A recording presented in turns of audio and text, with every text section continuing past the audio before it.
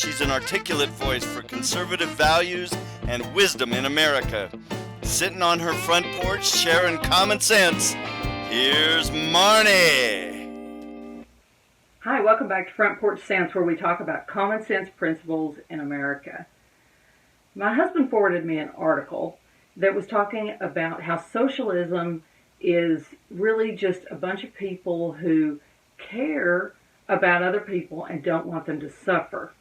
This author considered himself a socialist, and he was saying you might be a socialist too if you don't want other people to suffer and you'd like everybody to be able to be equal and have no injustice in the world, and you just can't handle any suffering or injustice.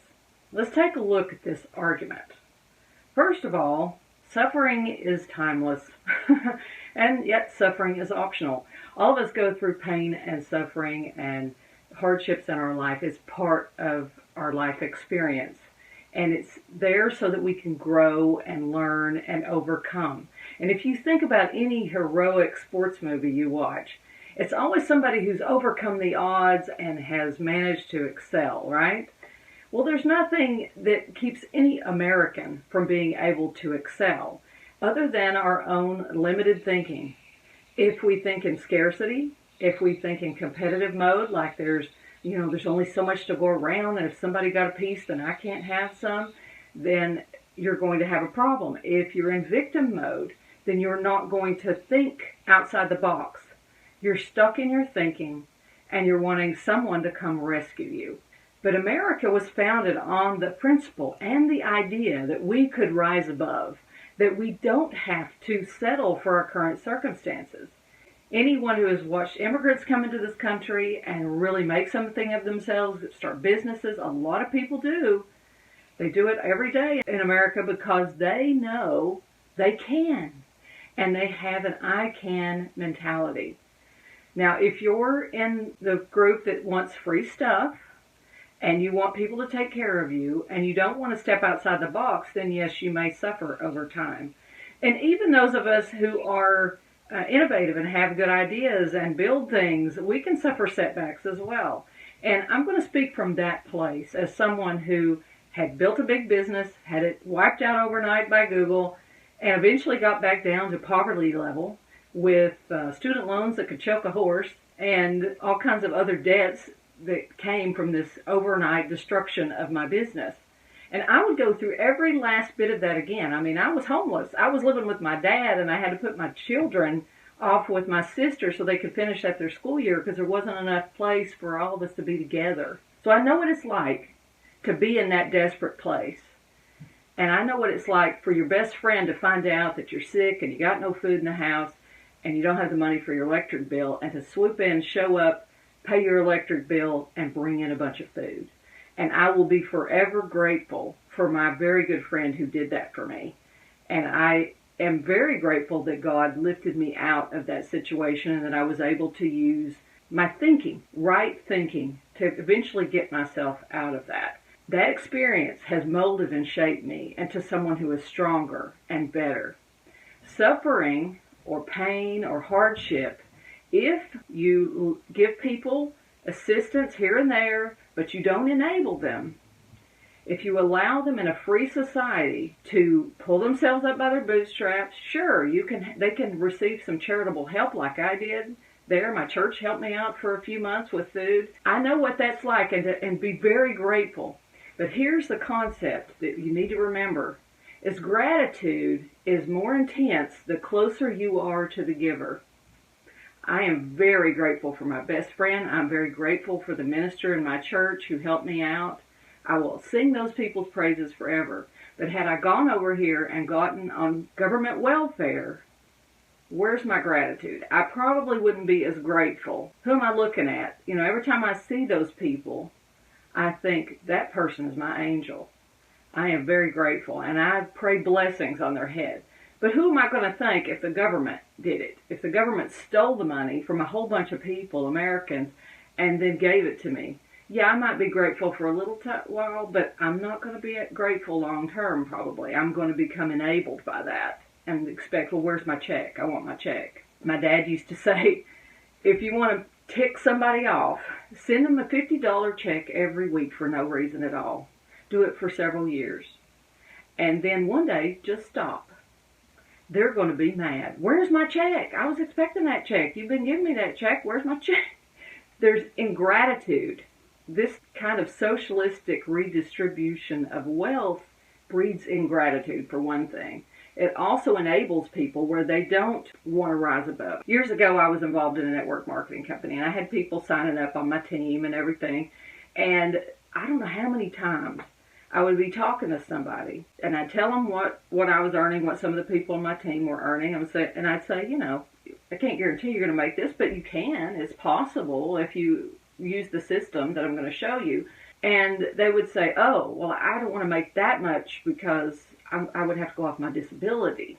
So they're going to protect that thing that they can count on and not rise above.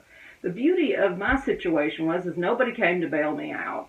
I knew I was in a free country, and I could use my mind, my initiative, and I could get out of that. I had hope. I had hope because I was an American. Had I been in a socialist country, and socialism does breed equality. It breeds equality across the board in poverty and misery and the inability to rise above anything. You don't have any aspirations because nobody gets above. The only people who are really making the money are the ones in power eventually. It looks all sexy and great in the beginning, but eventually it robs from the masses, and then you've got this oligarchy up top, which is the same thing that these people are griping about, is that some people are really rich. But if we look at all of us as Americans, our poverty level is rich to people in another country. We are all rich in this country. And we are so ungrateful for it and willing to throw it away because we can't stand that there's some people up at the top who are making a lot of money. Who cares? Let them make the money. The rest of us are doing great. We really are.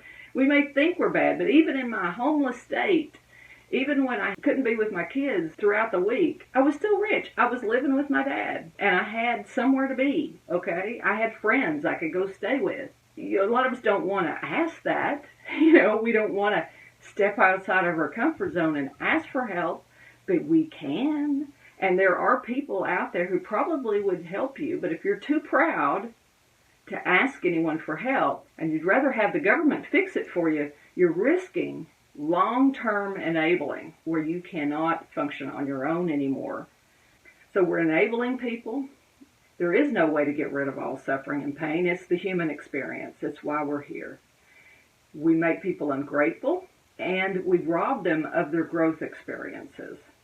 And let me address this article one more time. It said, if you can't stand to see people have to get on GoFundMe and beg for their medical funds, and you can't stand for people to have huge student loans, and that just feels so wrong to you, then you might be a socialist. I think there's a fallacy here believing that those of us who want people to learn to stand on their own 2 feet and figure out how to work their way out of hard challenges is saying we are not compassionate or that we want people to suffer. And that is simply not true. We just have learned the priceless lessons of having overcome our own challenges. And we don't want to rob anybody of that. We really don't. And if you make people so incapable of getting out of their stuck places, you've basically enslaved them.